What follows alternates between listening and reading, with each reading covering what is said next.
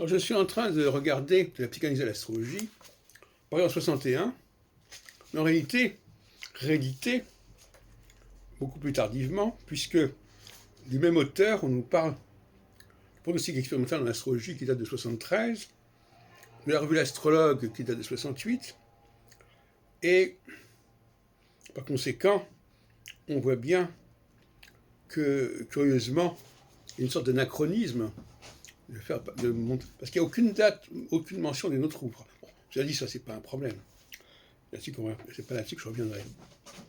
Mais quand Barbeau entend montrer les rapports entre l'astrologie et la psychanalyse, j'ai l'impression qu'il est passé à côté d'une importante opportunité qui consiste à faire la part du temps et du cycle.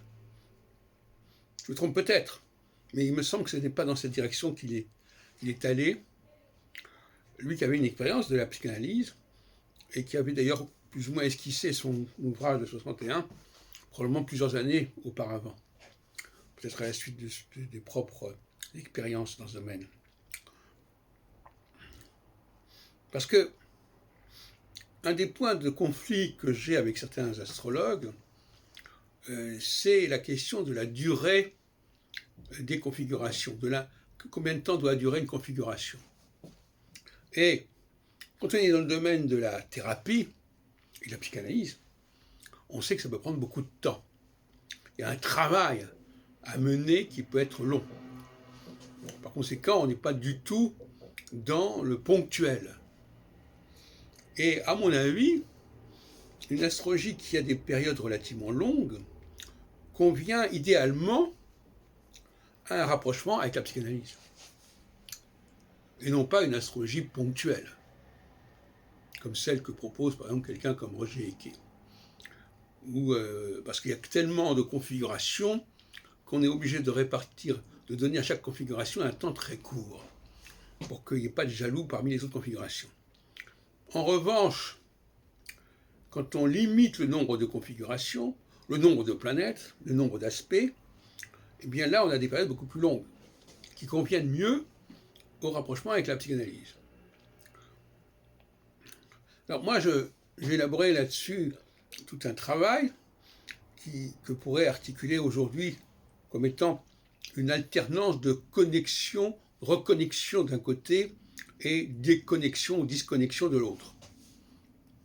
C'est-à-dire qu'il y a des moments où le travail consiste à se déconnecter du passé, à renouveler quelque chose dans sa vie, et une période où il s'agit au contraire du retour du refoulé et de reprendre possession de son passé.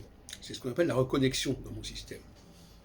Et que j'associe d'ailleurs à la notion de équinoxialité et de solstitialité, sur lequel je reviendrai tout à l'heure éventuellement. Donc,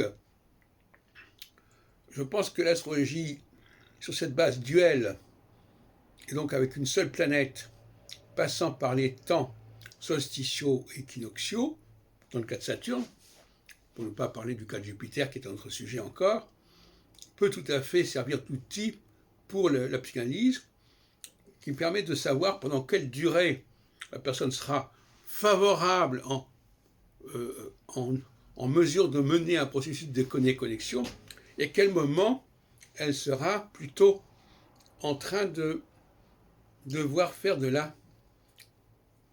l'inverse. C'est ça la question. Et à mon avis, là on s'aperçoit que le psychanalyste ou le thérapeute qui n'a pas cet outil connexion-déconnexion, eh bien il est démuni. Et c'est l'astrologie qui le lui propose, la vraie astrologie bien sûr.